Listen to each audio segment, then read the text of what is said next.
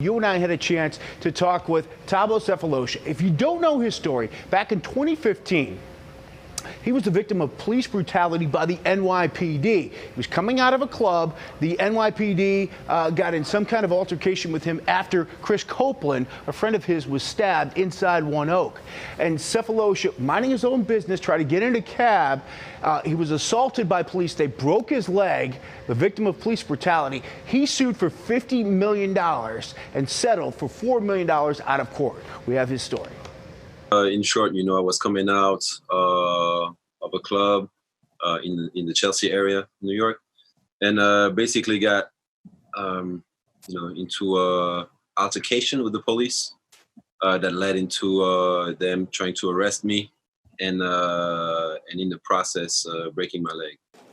So that's the short version. And after that, we went to court, and I had to fight the cases in court. And won the case. When you see what happened to George Floyd or other police brutality cases around the country, and knowing what happened to you, and going through this here, what are your thoughts when you think about it? I think it's very scary. It's something that's been going on in this country for a very, very long time, and it hasn't been addressed. It can really, literally happen to anybody. When I was seeing the different cases, Eric Gartner and many different cases, you always have this assumption, maybe they did something wrong, that maybe there was more to the story. And just living through it in something, that people do on a regular basis, and ending up in that situation with my leg broken, something that I never saw coming, and that was just unnecessary, so just to see the escalation and how quickly you can get to those situations, it breaks my heart, just to see videos like the one that we saw with Floyd.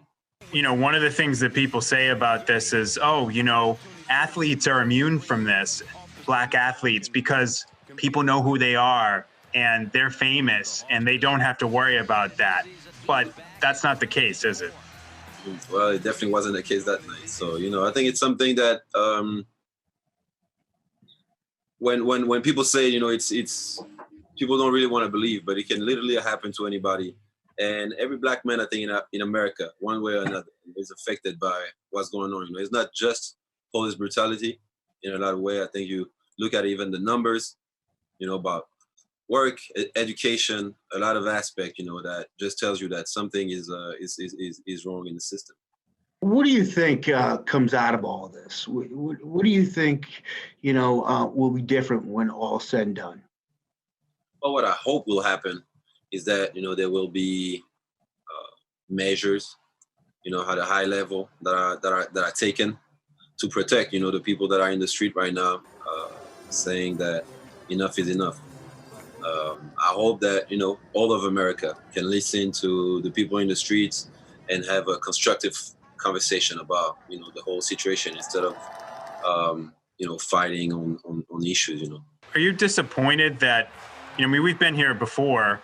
You can go back to Rodney King. Yeah, I know you mentioned Eric Garner, your own situation. Are you disappointed that things haven't changed more in the last 5 years since your situation in terms of police brutality and, systemic inequality in this country? I think everybody should be disappointed, angry.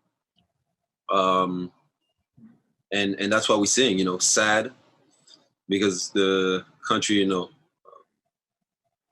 has a strong message of freedom, of justice around the world, and they go fight and go around the world to fight about freedom and democracy.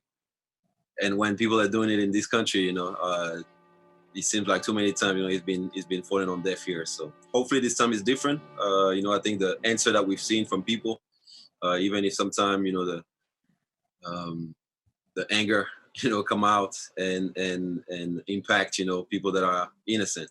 But unfortunately, I think it's the price to pay for change. I've been affected myself as well. I have a business in Atlanta and everything has been broken and things like this happen. So, I sympathize with the people that are in the streets and, strongly on that side.